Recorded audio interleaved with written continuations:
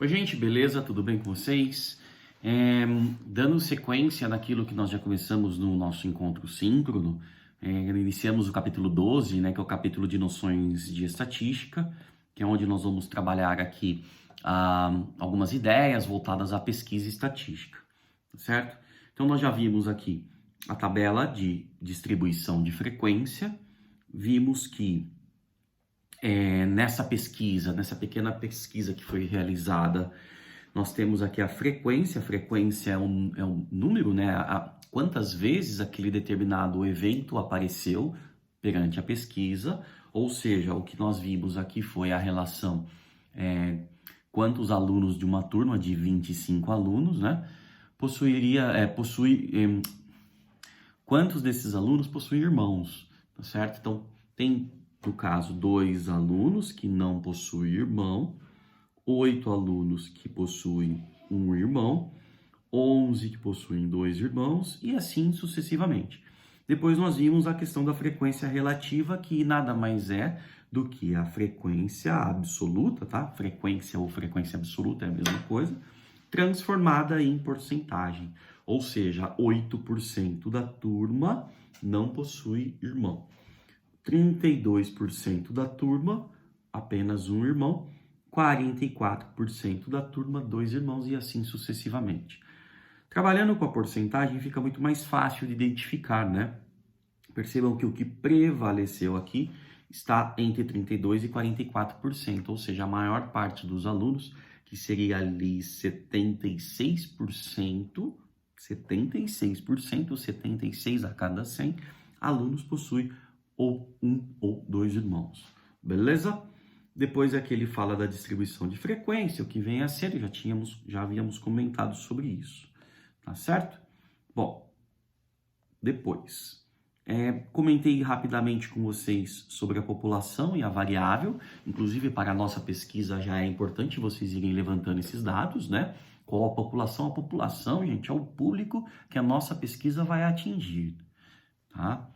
E as variáveis, existem 2 tipos, as discretas e as contínuas. Então, paramos aqui, ó. A variável discreta. Uma variável que associa cada elemento da população um número resultante de contagem. Um número resultante de contagem é exemplo de variável discreta. Então, a variável discreta está associada a um número resultante de contagem. Tá certo? O que seria isso? Nas variáveis discretas, os possíveis valores podem ser dispostos sucessivamente como x1, x2, x3 e tudo mais. São variáveis discretas, por exemplo, a quantidade de irmãos de cada aluno de uma classe, como nós vimos ali, a quantidade de telefonemas recebidos por uma pessoa em cada dia no mês, quantidade de acidentes que ocorrem por mês numa rodovia. Então, essas são variáveis discretas, tá certo? Bom, nossa pesquisa, ela pode possuir uma variável discreta ou não, vai depender. Podemos, inclusive, perguntar para os alunos, você tem irmãos em sala? Você tem algum irmão que está passando também na fase estudantil? Né? Porque, de repente, é uma questão que a gente pode pensar até em colocar no nosso questionário, viu, gente? Em relação à nossa pesquisa, que é a dificuldade da educação na pandemia, durante esse período de pandemia, certo? Ó, uma coisa para a gente pensar. Você possui irmãos? Quantos irmãos você possui?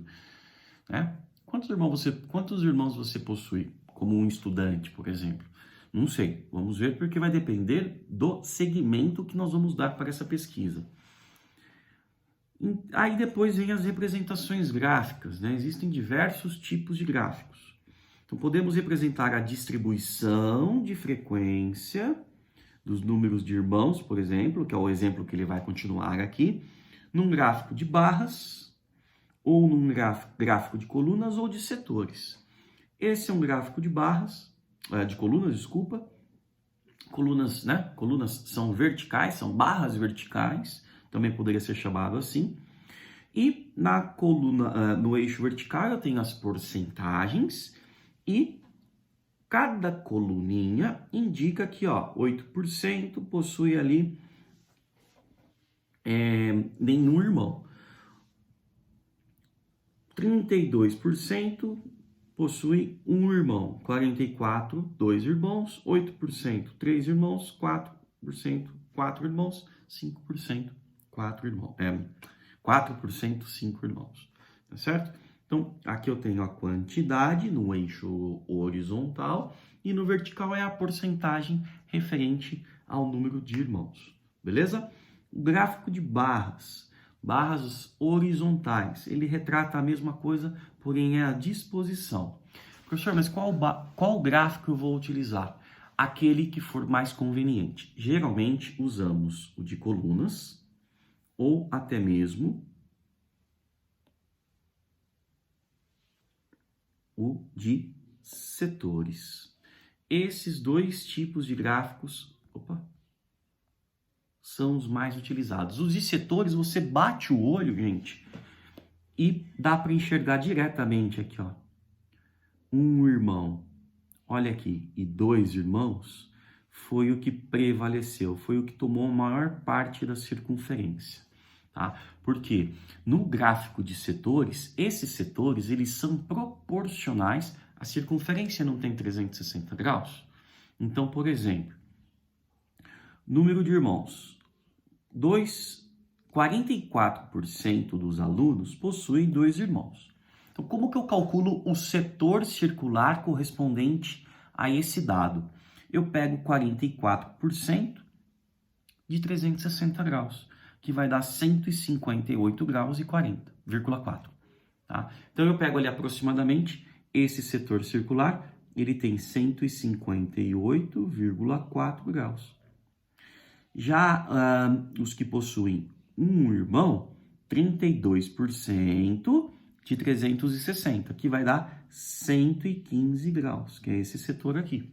Então, você pega a porcentagem correspondente aos 360 graus.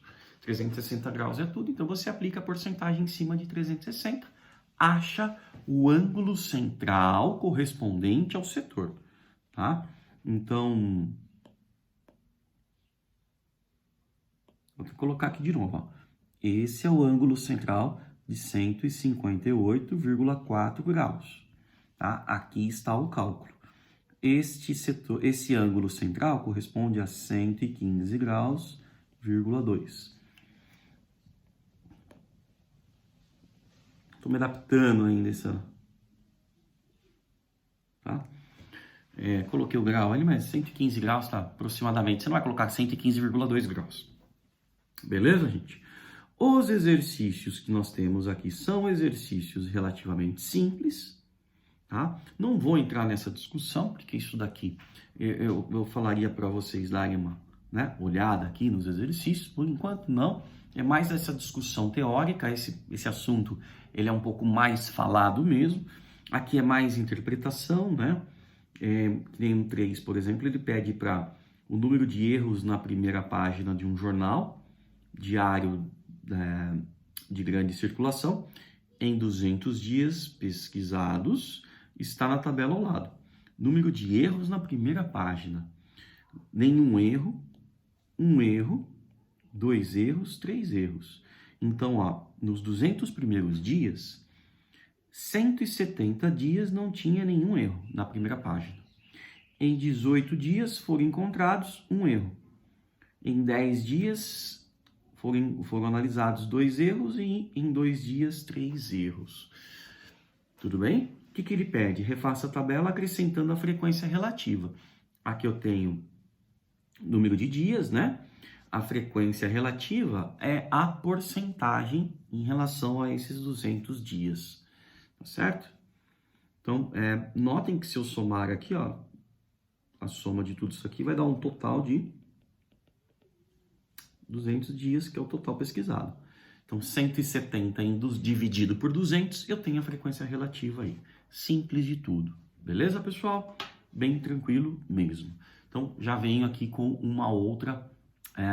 na sequência com uma outra explicação, beleza? Façam esses exercícios, são simples, pode fazer no caderno mesmo, beleza? Valeu, pessoal. Ó, lembrando, eu acho que o gráfico de setores é o mais fácil para a gente visualizar uma determinada situação.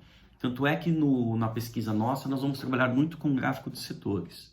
tá bom? Ele é mais fácil porque ele é nítido. Você bate o olho, você já vê o que mais se destaca e também vê o que menos se destaca. E fica fácil de identificação, a identificação. Beleza? Valeu, manda ver aí, hein?